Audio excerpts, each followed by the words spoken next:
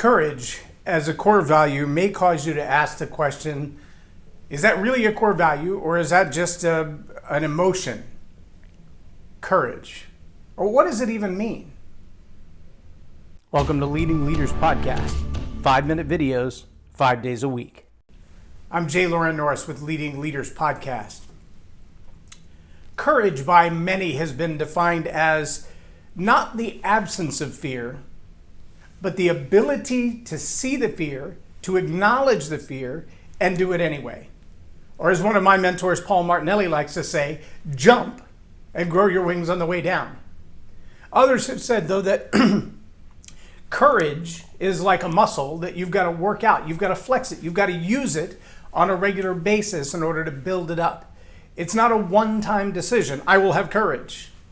But it is the kind of decision that says we will make decisions this way.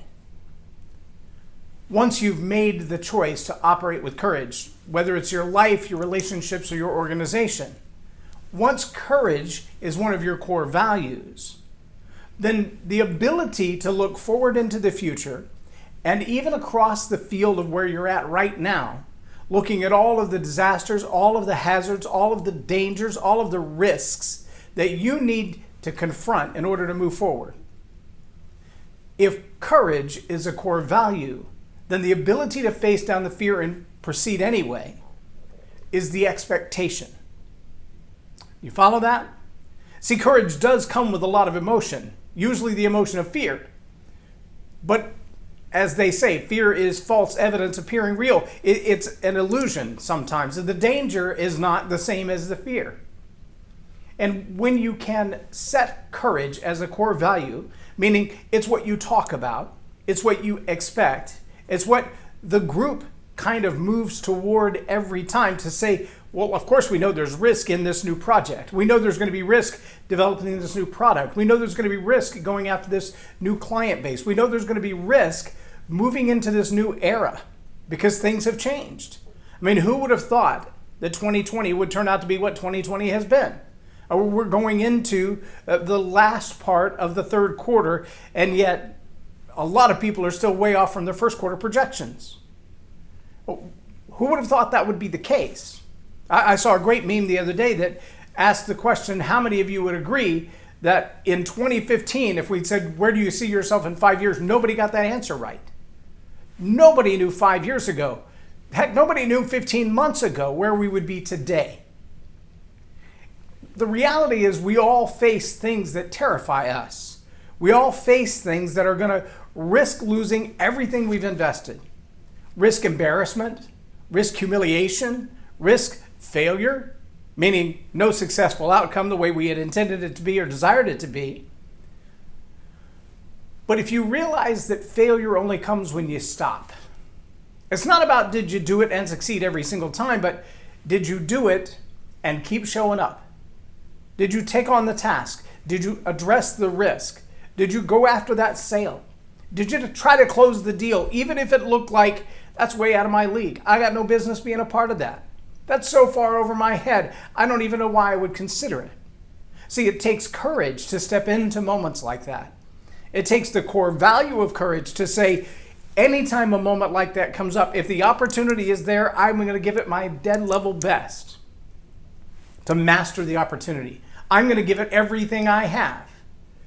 People don't show up on American Idol by accident. They don't get to the X Factor stage by accident. No one drags them out onto that stage.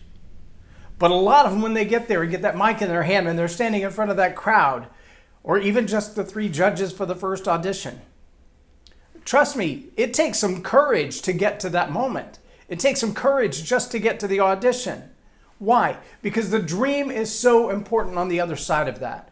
What it is that they long to do, to be, and to have means so much to them that they're willing to lay it all on the line, to make a fool of themselves, to believe in themselves when nobody else does.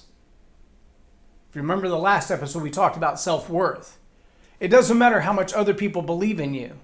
If you don't believe in you, it doesn't matter. But it takes courage, which is why courage should be a core value. Every decision you make should have courage behind it. Every risk that you take should have courage behind it. And even if It doesn't pan out to be exactly what you wanted it to be. Even if the ideal of success isn't achieved or accomplished. Even if that's the case,